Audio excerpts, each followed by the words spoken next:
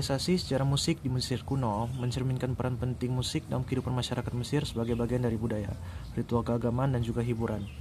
Berikut adalah beberapa contoh-contohnya yang terdapat pada zaman periode Mesir kuno. Yang pertama ada periode awal yang tercantum pada sebelum 3100 Masehi. Ciri-ciri utama dalam periode tersebut adalah musik digunakan dalam kegiatan spiritual, pemujaan dewa-dewa, dan ritual penghiburan. Instrumennya ya seperti alat sederhana, seperti seruling dan sebagainya macamnya. Dan kedua adalah periode kerajaan lama. Ciri-ciri utama dalam periode kerajaan lama, musik berkembang sebagai bagian dari istana kerajaan dan kebanyakan digunakan untuk menghormati raja mereka yaitu Firaun. Instrumennya seperti harpa besar begitu. Yang ketiga adalah periode kerajaan tengah. Kalau periode kerajaan tengah memiliki periode yang terintegrasi dalam kehidupan sehari-hari masyarakat yang termasuk dalam pesta dan juga hiburan. Instrumennya seperti lira dan kecapi. Kalau keempat adalah periode kerajaan baru. Di situ musik mencapai puncak perkembangannya dengan lebih banyak variasi-variasi aransemen dan juga instrumen dan juga bentuk komposisi yang lebih baru lagi daripada periode-periode sebelumnya. Dan untuk instrumennya lebih banyak ke arah trompet pada periode kerajaan baru itu. Dan yang kelima adalah periode akhir.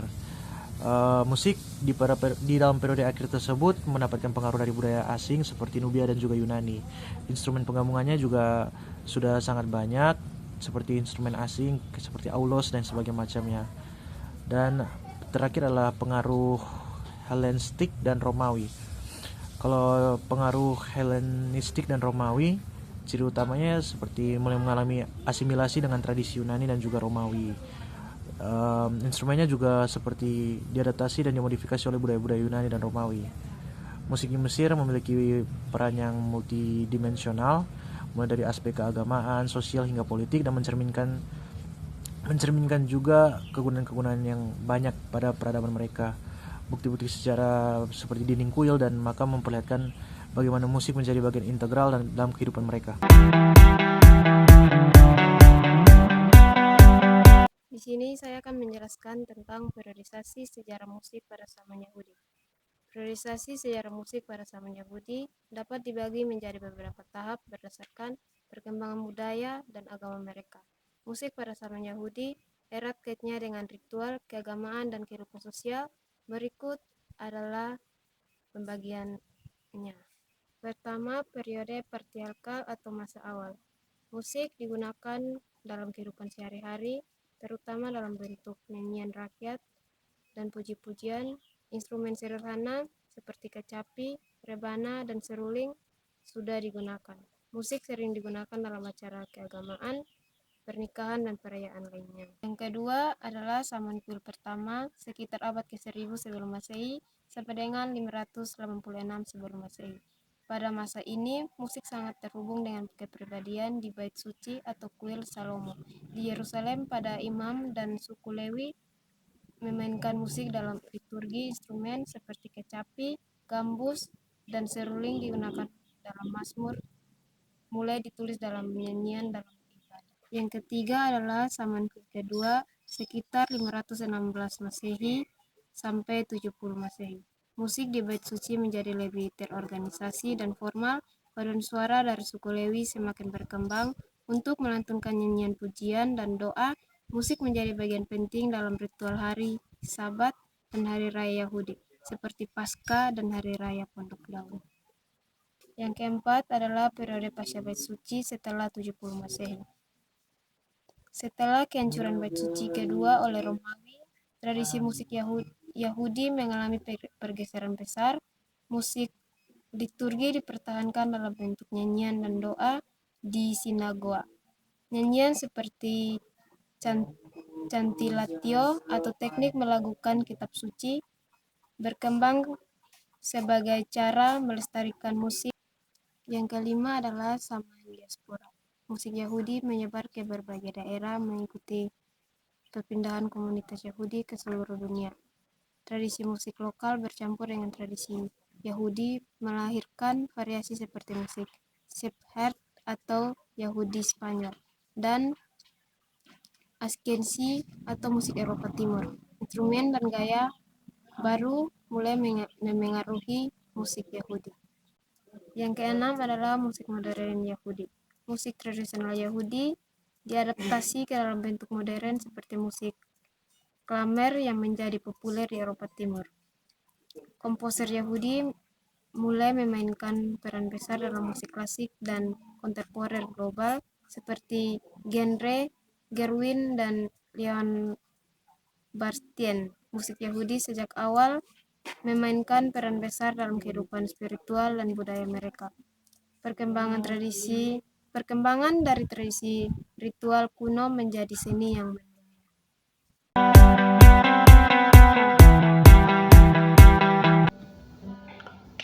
Oke, baik.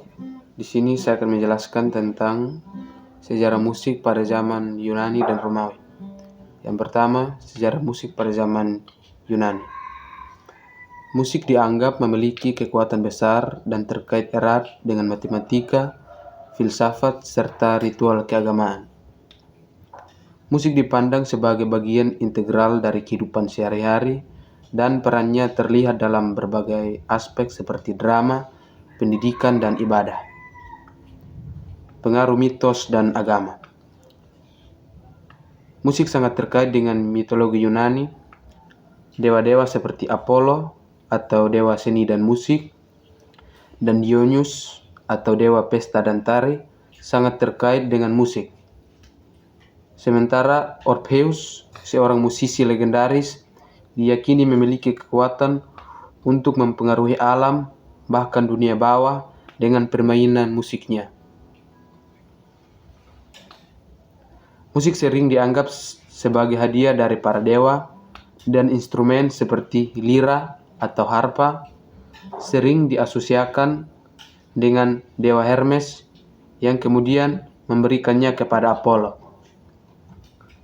Musik sering dimainkan pada upacara keagamaan, persembahan para dewa, dan festival seperti Olimpiade. Pengaruh musik Yunani kuno. Pengaruh musik Yunani kuno sangat besar terhadap perkembangan musik di kemudian hari, terutama di Roma kuno dan kemudian dalam tradisi Eropa Barat. Sistem modus dan teori musik yang dikembangkan di Yunani menjadi dasar dari banyak konsep musik dalam sejarah peradaban Barat, termasuk teori harmoni dan skala musik di abad pertengahan.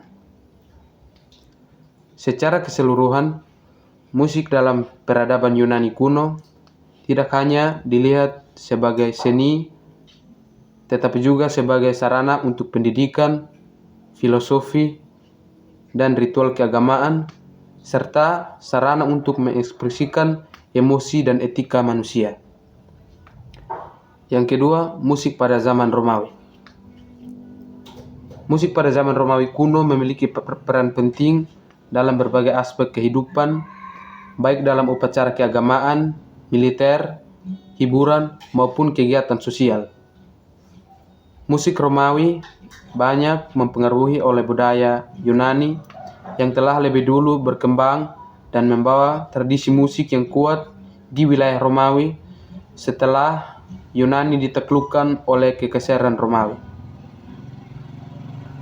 Musik Romawi kuno sangat dipengaruhi oleh musik Yunani, baik dari segi instrumen maupun teori musik. Orang Romawi mengadopsi skala dan notasi musik dari Yunani.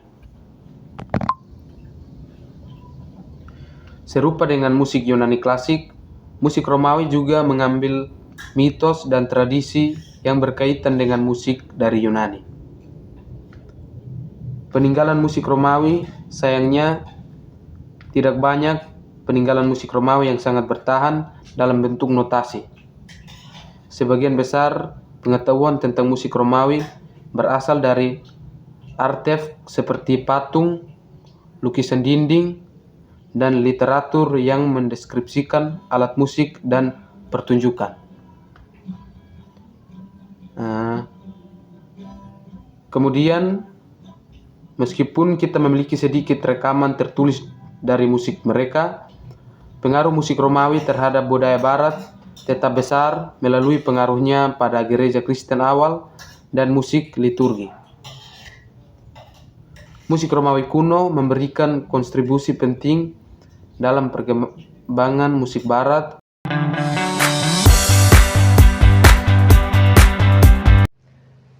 Baik teman-teman, yang berikut adalah peran musik dalam kehidupan masyarakat.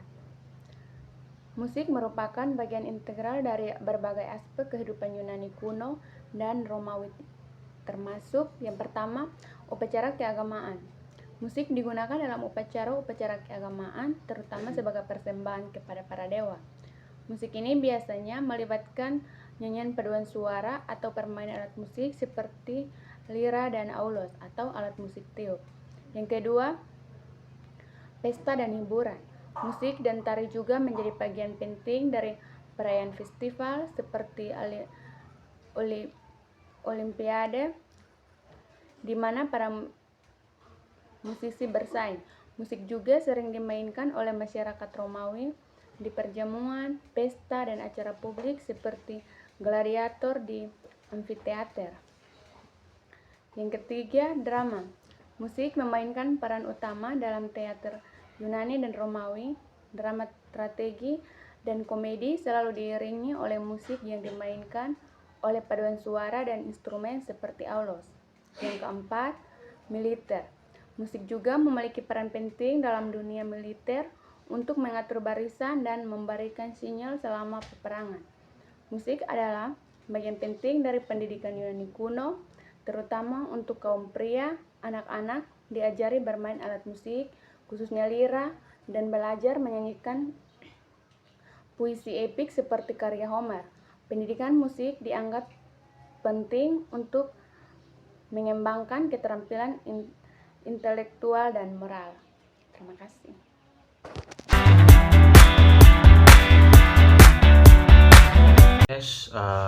Kita sudah masuk dalam karakter gaya musik pada zaman Yunani dan Romawi waktu itu.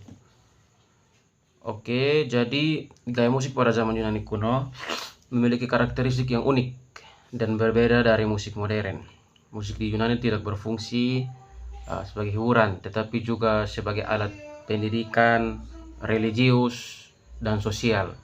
Musik Yunani kuno bisa memiliki karakter yang berfokus pada monofoni atau struktur time yang kompleks, penggunaan modus yang mencerminkan etos tertentu dan hubungan erat dengan puisi serta drama. Musik dianggap sebagai seni yang tidak hanya estetis, tapi juga memiliki kekuatan untuk mempengaruhi moral, emosi, dan karakter manusia. Gaya musik pada zaman Romawi kuno bervariasi sesuai dengan fungsi dan konteks sosial. Salah satu contoh di mana musik itu dimainkan dengan arena gladiator. Musik digunakan untuk memperhebat suasana pertandingan. Gaya musik ini sering kali cepat dan penuh semangat untuk menambah intensitas pertarungan. Instrumen perkusi dan tiup berperan penting dalam menciptakan atmosfer ini. Ya, salah satunya instrumen perkusi dan tiup itu berperan penting dalam menciptakan atmosfer ini. Secara umum, musik Romawi kuno memiliki gaya yang bervariasi sesuai dengan tujuan dan situasi di mana musik kuno memiliki gaya musik itu dimainkan sebagian besar. Gaya musik ini sangat terkait dengan aspek kehidupan sosial, politik, terus religius masyarakat Romawi pada saat itu. Dan pada zaman Yunani kuno dan Romawi terdapat berbagai alat musik yang digunakan dalam berbagai aspek kehidupan, termasuk upacara keagamaan, drama, pendidikan, dan hiburan, dan lain-lain. Berikut ini ada beberapa instrumen yang dikenal dan sering digunakan pada masa itu. Yang pertama, lira. Lira. Lira itu alat musik petik. Instrumen ini banyak digunakan untuk mengiringi nyanyian dan puisi epik. Di nomor 2 ada instrumen kitara. itu instrumen musik petik. Kitara sering dimainkan dalam pertunjukan teater, festival, dan upacara resmi. Karena alat musik ini sering dihubungkan dengan musisi yang memiliki keterampilan tingkat tinggi. Di posisi ketiga ada aulos. Aulos ini instrumen alat musik tiup. Aulos sering digunakan untuk memiliki tragedi dan komedi di teater Yunani dan Romawi, serta dalam proses militer dan ritual keagamaan. Karena suaranya yang keras, aulos sangat cocok untuk mengiringi acara publik pada saat ada banyak orang. Dan sekian dari karakter dan gaya musik pada zaman Yunani dan Romawi. Terima kasih. Next.